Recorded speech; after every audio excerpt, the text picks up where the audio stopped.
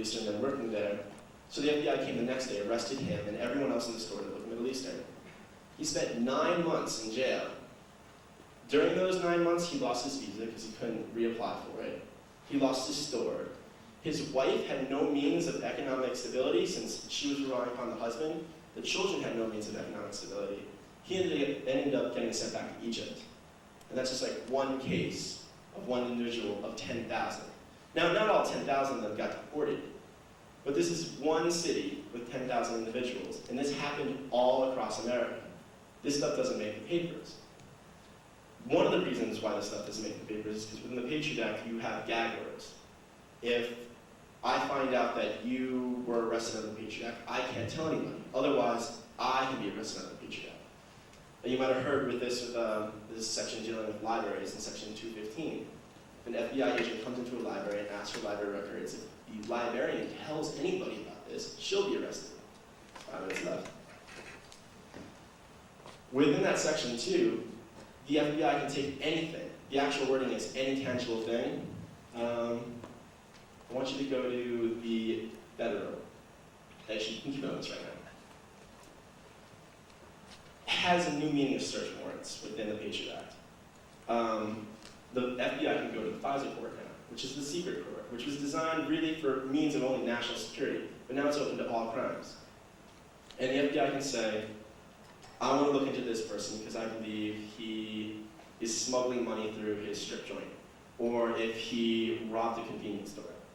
And so these spies will go, okay, and they'll sign for this warrant, all done in secret, and the FBI agent can take any tangible thing from the person's house. It's the actual language of the law. And so this has started creating a more invasion of privacy basis in this country. The next step within this act is that one of the sections that very few people talk about is Patriot Act compliance. Every single major financial institution in this country now has to send user information, database information about their customers to other corporations that monitor it and check it with government databases.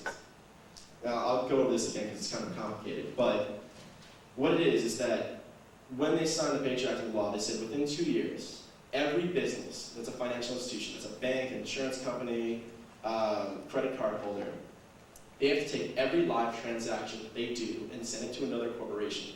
And they entrust that corporation into going through that information and seeing if the person's a terrorist or not.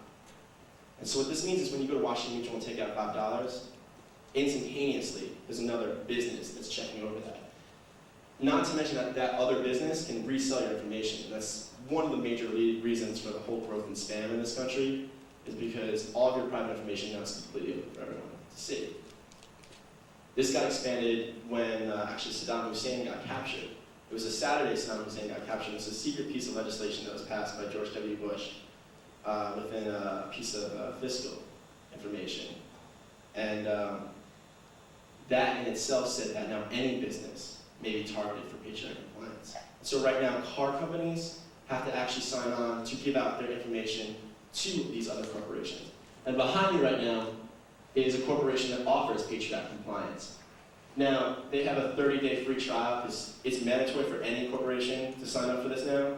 So what this is saying is like, would you like to try us out? Here's our monthly service. But it'll go through every single customer information piece of data they have on you. It'll run by scenarios of what you're more likely to buy or not, and they actually have buying records for what they believe people would be if they were terrorists. It gets much worse. You might have heard the other person talking about Patriot Act, talking about Patriot Act 2. And originally this was leaked out in 2003, and there was such a public backlash about that the Justice Department decided to break it up into pieces and pass it over a period of time in that year. Major piece was passed by the addition to the Amber Alert. And I don't know if you guys are familiar with the Amber Alert. It's a tool designed to protect children in case they're ever got abducted. The piece that they passed within that was allowing the FISA court to conduct secret executions. And so now the FISA court can actually choose to execute somebody without having that revealed to the public. One of the additions to that, which has been growing, has been the ability to block people on this list. So that if you're a red flag for the FBI, if you are a political activist, or if you're a suspected terrorist, or if your ethnicity is in question, you will not be able to conduct business at anyone that has to go through these paycheck compliers. So I'll run a scenario over with this, is that if you are now red flagged, and you go to Washington Mutual and try to take money out of your bank, you can't get it out. If you are now red flagged, you can't go to the car dealership and buy a car. If you're now red flagged, you can't go to a food store and buy food on your credit card. They could always say, well, you can use cash, but where are you going to get your cash from? You have to get it from the bank, or where are you going to cash your checks from? And now they're trying to make it so employers have to abide by this list. So if you're now red flagged, you're going to get fired from your job. I've got 2 minutes left. Now I'm getting into the information. But so this is part of a larger sequence of events and pieces of legislation which are to come. And the gentleman before me mentioned the Real ID Act, HR 418, which has passed in the Congress right now, and it's hitting the Senate as we speak. And it's probably going to pass in the next couple of weeks, which is going to be requiring a national ID card in the next 4 or 5 years. And this national ID card is going to have your facial recognition system. You have to have a picture of your face that actually is marked out, so they can actually recognize people's faces, a thumbprint, and it's going to have an electronic key code in it.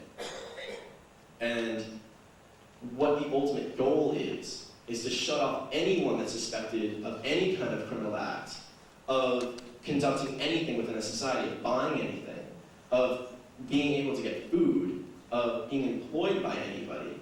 Part of this act actually says if an employer keeps somebody employed that is a suspected terrorist or is on the FBI's watch list, then they're instantaneously held the same charge. So if someone's being charged with animal enterprise terrorism or whatever, their employer is going to be charged with it unless they fire the person. And so what this does is, yes, people will still be out protesting, and people will still be out getting their messages across, but it will really cover the mass population from even thinking about doing something like this, because you're threatening your livelihood. If you have a family, you're threatening your family. And it is kind of the next step of a new technological era of suppression. And that's the big key here. Yes, suppression of speech has always gone on in American society. We always uphold this myth that we're always the better of folks, but we've always suppressed people through the Alien Sedition Act, through the Palmer raids, through the Japanese internment. But the major problem here is that nowadays the technology is getting so strong that they actually can enforce it upon everybody.